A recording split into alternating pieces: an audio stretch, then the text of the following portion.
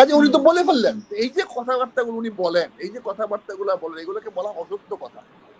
আমরা তো নির্বাচন চাচ্ছি না রে ভাই, আমরা বলছি আপনি নির্বাচন কবে দিবেন বলেন। উনি বলেন না কেন 5 বছর পর নির্বাচন দিব, উনি বলেন না কেন 10 বছর পর নির্বাচন। সে তো আর বলতে পারবেন আমি 4 বছর থাকবো, তার তো ডেট ফিক্সড হয়ে গেছে। আজকে উনি 5 বছর থাকতে চাবে, 5 বছর কবে থেকে শুরু হবে কবে শেষ হবে, হয় শুরু ডেটটা বলুক, না শেষ ডেটটা বলুক। মানে এইগুলা বললে বিএনপি পিছনে লাগছেন আপনারা, লাগেন বিএনপি পিছনে। যারা মন্ত্রী হতে পারতেছেন, যারা বিভিন্ন জায়গা থেকে এসে মন্ত্রী হয়ে যাচ্ছেন, আমাকে বলেন তো আমাদের শিক্ষামন্ত্রী কোনো শব্দ পেয়েছেন গত এই যে সংস্কৃতি হচ্ছে এত হচ্ছে, আজকে গত 1.5 মাস হয়েছে উনি শিক্ষামন্ত্রী হয়েছেন, তার কোনো খবর টবর পেয়েছেন? কেউ জানেন উনি কি বাংলাদেশে আছে না বেঁচে আছে, নাকি অফিস আদালত করে, তার কোনো কর্মকাণ্ড আছে কিনা? বিএনপির 30% আছে কিনা আমি জানি না, মানে আরো কোনো কম। ধাক্কা টাক্কা মারলে হয়তো আওয়ামী লীগের মতো বিএনপি উড়ে চলে যাবে, কম। দেখেন দেখেন একটা রাজনৈতিক দল তার প্রত্যাশা তার চাইতেই পারে। সরকার তো বলতে পারে আমি নির্বাচন দিব না, এটা তো বলতে পারে। সরকার বলে দিলে হোক যে আমি নির্বাচন দিব না। উনি কেন বারবার এই সমস্ত কথা বলছেন? একবার বলেছেন ডিসেম্বরের আগে হবে, একবার বলেছেন এই বছর নির্বাচন হবে, একবার বলেছেন ডিসেম্বরের পরে উনি চলে যাবেন পুরোনো কাজে, ওনার আগের কাজে। ওনাকে কে বলেছে যে ডিসেম্বর থেকে জুনের মধ্যে নির্বাচন দেন? কে বলেছে? উনি এই কথা উনি বললেন কেন? উনি তো জানতে চাইছে নির্বাচন রোড ম্যাপ দেন, নির্বাচনে কবে করাবেন দেন। তা আপনি আগে ডিসেম্বর দিচ্ছিলেন কেন, এখন আবার জুন বুঝতেছেন কেন? দেখেন একটা কথা হলো কি জানেন, একটা ক্লাসে ভালো ছাত্র 100% থাকে না, খারাপ ছাত্র 100% থাকে না। যে ছেলেটা সবচেয়ে খারাপ আর যে ছেলে সবচেয়ে ভালো, যে ভালো তাকে বলা হয় ফার্স্ট, আর যে সবচেয়ে নিচে এর কোনো নাম্বার নাই, কেউ জানে না সবচেয়ে নিচে কে। কিন্তু ফার্স্টের প্রতি সবাই থাকে, আমি কি কম দেখাবো জানি নাকি, আমি কম করছি নাকি?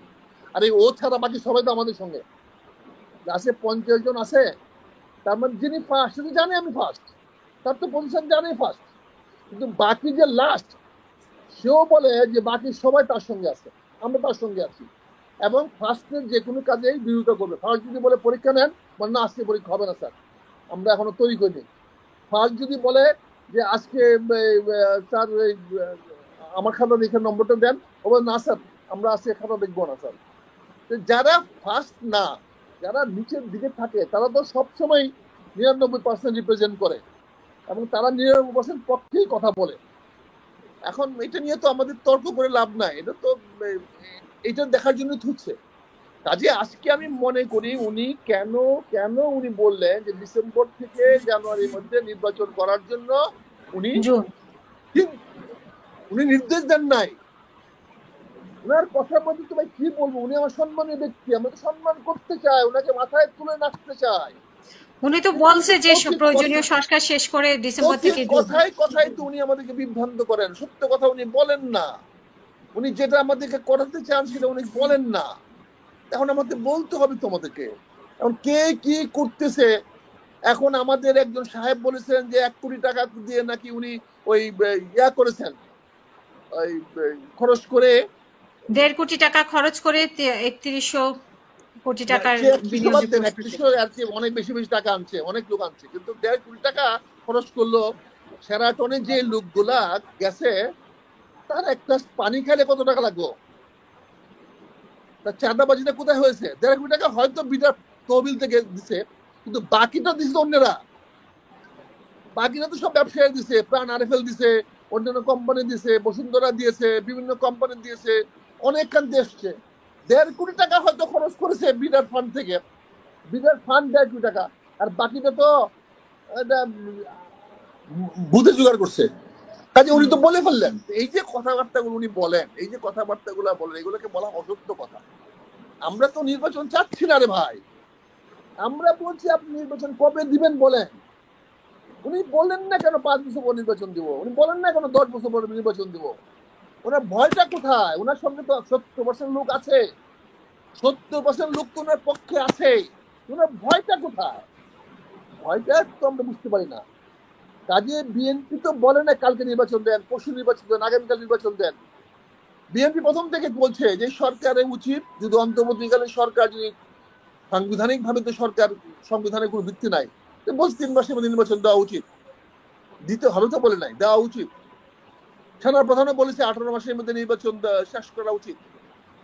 তাহলে আমাদের উপদেষ্টা মহোদয়, প্রধান উপদেষ্টা মহোদয় বলেছেন যে অতি তাড়াতাড়ি নির্বাচন দিবেন, সংস্কার শেষ করে নির্বাচন দিবেন, তারপরে বলছেন যে ডিসেম্বরের আগে নির্বাচন দিবেন, এখন বলছেন ডিসেম্বরের পরে জুন মাসের মধ্যে নির্বাচন দেওয়া যায় কিনা উনি সেটা খতিয়ে দেখতে বলছেন। এই ধরনের কথাবার্তাকে তো বাংলাদেশে বলা হয় ভাওতাবাজি। মানে আমার একজন প্রধান উপদেষ্টা এই শব্দগুলো তো আমরা ব্যবহার করতে চাই না। আমরা তো সম্মান করতে চাই, আমি তো সম্মানের হওয়ার তো যোগ্যতা আমাকে অর্জন করতে হবে। আমি যোগ্যতা অর্জন করতে না পারলে আমাকে কেউ সম্মান করবে না, আমাকে গালি দিবে। আমি গালির কাজ করলে আমাকে গালিয়ে দিবে। এখন 3 দিন পরে আপনারা যদি বলেন যে নির্বাচন দেন, মানে আন্দোলনের 3 দিন পরে বা সরকার গঠনের 3 দিন পরে, তো উনি কাজ করবে কিভাবে? উনি বললে হয় আমি নির্বাচন দিব না। আর মানুষ তো চায় ওনাকে আরো 5 বছর, মানুষ তো ওনাকে, তারপরেও তো উনি বলছেন উনি বলুক 5 বছর থাকবো, তাহলে 5 বছর থাকুক। মানুষ তো অনেক কিছু চায়, মানুষ চায়, সে মানুষ যদি চায় থাকুক, আমরা তো বলি না থাকেন না। মানুষ যখন চায়, সে মানুষগুলো চায়, সে মানুষগুলো থাকুক, মানুষগুলো বলুক, সে মানুষগুলো উনি 5 বছর থাকো, 5 বছরের ডেট আছে। এই যে ডোনাল্ড ট্রাম্প তো 4 বছরের তল আর নাই, 4 বছর, সে তো বলতে পারবে না আমি 4 বছর থাকবো, সে তো আর বলতে পারবে না আমি 4 বছর থাকবো, তার তো ডেট ফিক্সড হয়ে গেছে। আজকে উনি 5 বছর থাকতে চাবে, 5 বছর কবে থেকে শুরু হবে, কবে শেষ হবে, হয় শুরু ডেটটা বলুক, মানে শেষ ডেটটা বলুক। মানে এইগুলা বললে বিএনপি পিছনে লাগছে না, আপনারা লাগেন বিএনপি পিছনে, অসুবিধা কি আছে? বিএনপি তো ছোট দল নয়, বিএনপি অপেক্ষা করতে পারে। বিএনপি 15 বছর অপেক্ষা করেছে। বিএনপি যখন এই সরকারের বিরুদ্ধে সংগ্রাম করেছে, তখন আজকের অনেক ছাত্র নেতাদের বাপ মারও বিয়ে হয় নাই, সন্তান হদূরের কথা। কারণ 14 বছর, 12 বছর, 13 বছর ছেলেরা এবার আন্দোলন নেমেছে। আমার নাতনির বয়স মাত্র 16 বছর, সেও আন্দোলন নেমেছে। তার জন্মই হয় না আমরা যখন এই আন্দোলন সংগ্রাম করি, আমি যখন জেলে গেছি, তারা আন্দোলন করেছে, অনেকে আন্দোলন করেছে, অনেকে। আমরা এই আমার হাসিব ভাই রাগ করতে পারেন, আমরা এই সরকারের সঙ্গে আমরা চাকরি করেছি, চাকরি করেও তো আমরা আমরা গুলি করেছি, আমরা তো সেই ছাত্র আন্দোলনের উপরে গুলি চালিয়েছি, আমরা তো বাবর চট্টগ্রামে গুলি চালিয়েছি, আমরা তো বিভিন্ন জায়গায় চালিয়েছি। কাজে আমরা যারা চাকরি করেছি, বিভিন্ন করেছি, আমরা তো কষ্ট হচ্ছে যে আপনি বলে দেন, এইভাবে দেশ চালাবেন। আপনি একবার বলবেন নির্বাচন সেট করে দিয়েছেন, একবার বলবেন যে 26শে মার্চ পালন করা হবে না, আরেকবার বলছেন যে আপনার এই নববর্ষ পালন হবে কি হবে না সে ঢাকা বিশ্ববিদ্যালয়ের ভাইস চ্যান্সেলর বলে দেবে।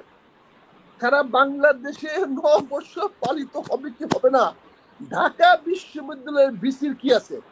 ঢাকা বিশ্ববিদ্যালয়ের ভিসি তার বিশ্ববিদ্যালয়ের ক্যাম্পাসে কি করবে সেটা বলতে পারে। তারপরে আবার কি বলে দেওয়া হয়েছে, আজকে ঢাকা বিশ্ববিদ্যালয়ে প্রবেশ করা নিষেধ, কালকে মেট্রো ট্রেন থামবে না ঢাকা বিশ্ববিদ্যালয়ের স্টপেজে।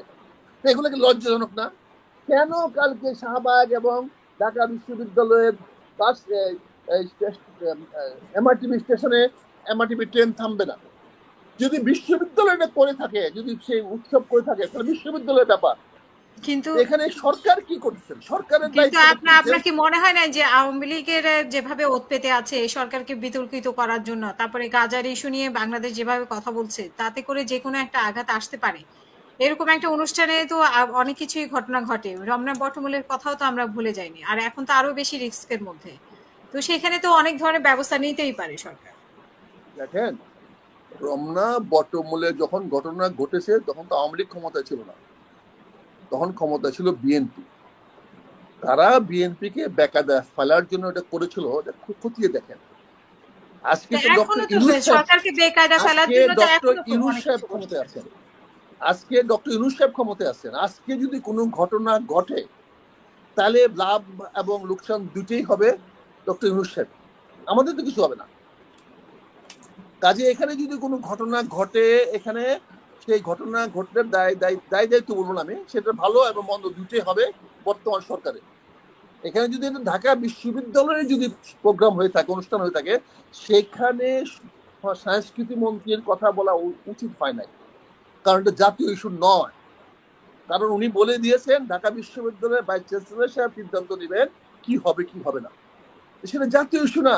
ঢাকা বিশ্ববিদ্যালয়ের মতো বিশ্ববিদ্যালয় বাংলাদেশে আরো অনেকগুলো আছে, হয়তো সবচেয়ে পুরনো বিশ্ববিদ্যালয়, কিন্তু আরো অনেক বিশ্ববিদ্যালয় আছে।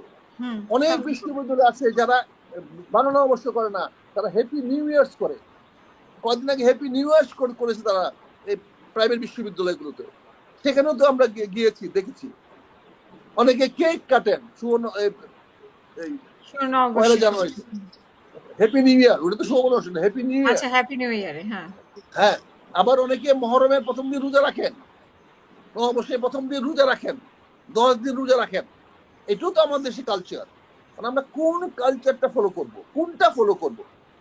আমরা তো নীতি নির্ধারক না, আমরা তো রাষ্ট্র চালাচ্ছি না, রাষ্ট্রকে পরিচালিত করছি না। আমরা রাষ্ট্রকে সহযোগিতা করার চেষ্টা করছি, যে সহযোগিতা চায় চেষ্টা করতেছি। যদি তারা বলুক যে আমরা সহযোগিতা পাই নাই, রাষ্ট্র বলুক যে আমরা সহযোগিতা করি নাই, বিএনপি সহযোগিতা করে নাই, কাজেই আমরা তো রাষ্ট্র চালাচ্ছি না। রাষ্ট্র যারা চালাচ্ছেন, আমরা রাষ্ট্র চালাইতে, বাট অনেকে তো বলছে বিএনপি সহযোগিতা করছে না, বিএনপি শুধুই ডিস্টার্ব করছে সরকারকে। এই ডক্টর ইউনূস রাষ্ট্র চালাতে গিয়ে যারা বেনিফিশিয়ারি হয়েছে, তারা তো তার পক্ষে কথা বলবেন।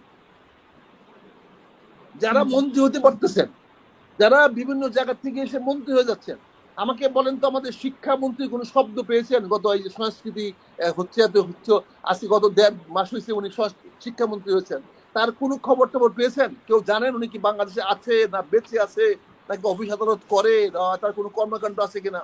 এই যে গতকালকে পরশুদিন পরীক্ষা শুরু হয়েছে বৃহস্পতিবারে, কোথাও শিক্ষামন্ত্রী সাহেবকে দেখেছেন যে আমাদের পরীক্ষার কি হচ্ছে না হচ্ছে? এইভাবে ওনারা চালাবেন, আমরা কিছু বললে বলুন আমরা সহযোগিতা করছি না।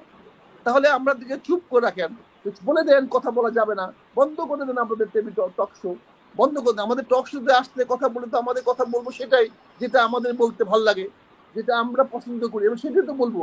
কাউকে খুশি করার জন্য তো বলবো না। কাজে আমরা যেটা ভালো লাগে সেটা বলবো। কাজে আমি অনুরোধ করবো আপনাদেরকে, সবাইকে অনুরোধ করবো যে আগে নীতি ঠিক করেন, রাষ্ট্র কিভাবে চলবে সে নীতি ঠিককরণ করেন, ক্ষমতায় কতদিন থাকবেন সিদ্ধান্ত নেন। রাষ্ট্র ক্ষমতায় চালাইতে হলে আপনি দেখেন, এগুলো কথা বললে কথা বাড়ে। আমেরিকাতেও যদি একটা মন্ত্রী বা একটা বড় কোনো কর্মকর্তা নিয়োগ দিতে হয়, তার সিনেটে অনুমতি লাগে। কিন্তু বাংলাদেশে আজকে এমন একটা অবস্থা হয়ে গেছে, কোন ফায়াকুন, কোন হইলে হয়ে যাচ্ছে। সকালে ঘুমের থেকে উঠে শুনি অমুকে অমুকটা হয়ে গেছে, সকালে ঘুমের থেকে শুনি যে হাসিন রহমান ভাই ডিপটি প্রাইম মিনিস্টার হয়ে গেছে, সকালে ঘুমের থেকে শুনবো যে আমার ভাই দিদার ভাই হয়তো ডিপটি প্রাইম মিনিস্টার না হোক যে চিফ প্রাইম মিনিস্টার হয়ে গেছে। বানায় দিলে হয়ে গেল। কেন বানাচ্ছে, কি কারণে বানাচ্ছে, ওনাকে কে দরখাস্ত চাকরির জন্য চেয়েছে, কারা ওনাকে সুপারিশ করেছে, কোন কাজটার জন্য ওনাকে অ্যাসাইনমেন্ট দেওয়া হয়েছে, আমরা কেউ জানি না, কোনো কিছু জানি না। একজন ভদ্রলোক রোহিঙ্গা নিয়ে সমস্যা সমাধান করতে পারছেন না, ওনাকে আমরা কথা নাই বার্তা নাই জাতীয় নিরাপত্তার প্রধান বানিয়ে দিয়েছি। ওনার কেউ মানবে কি মানবে না, ওনার কোনো অনুগত কেউ আছে কি নাই, ওনাকে ওনার কথা কেউ শুনবে কি শুনবে না, তার কোনো তোয়াক্কা আমরা করি না।